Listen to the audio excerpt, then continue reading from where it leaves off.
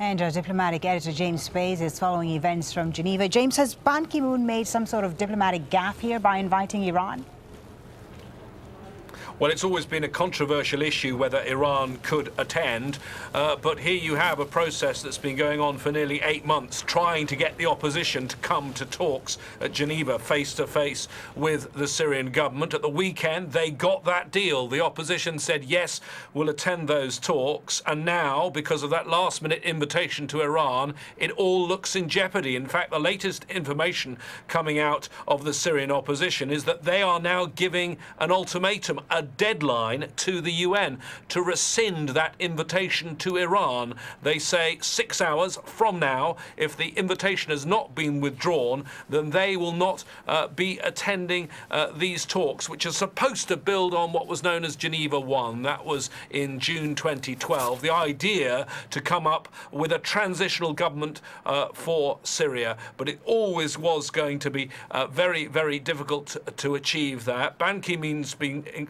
involved in this process from the very beginning, and I do find it a little odd the way things have worked out in the last few hours, because having watched Ban Ki-moon and the UN very closely, they've been at pains at every stage regarding Syria, both regarding this process and chemical weapons, to consult the permanent members of the UN Security Council, and particularly the US and Russia, because the US Secretary of State and the Russian Foreign Minister were very much the architects of this whole idea of a Geneva 2. So very odd, I think, that Ban Ki-moon didn't consult the Americans before coming up with this bombshell of inviting the Iranians to Geneva 2. Now, James, even if this conference ends up happening and the opposition attends it, the objectives and expectations are so different that it's going to be very problematic, is it?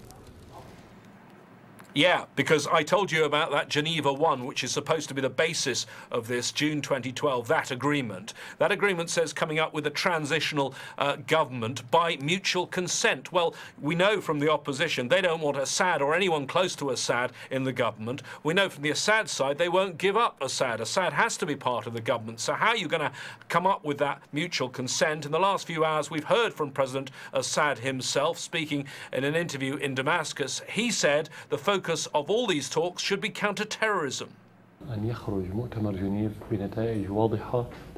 The Geneva conference needs to put pressure on countries that are exporting terrorism, money and weapons, especially Saudi Arabia and Turkey, and of course Western countries providing political cover to these terrorist organizations.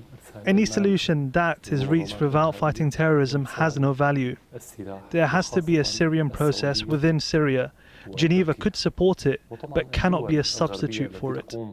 I see no reason why I shouldn't stand for elections. There is still around 4 months to go before a date is announced. If public opinion is in favour of my candidacy, then I will not hesitate for a second to run for election. In short, we can say that the chances for my candidacy are significant. So, James, many questions about the effectiveness of this Geneva process, also because the decisions that are made there are very much likely to be ignored by those fighting inside Syria.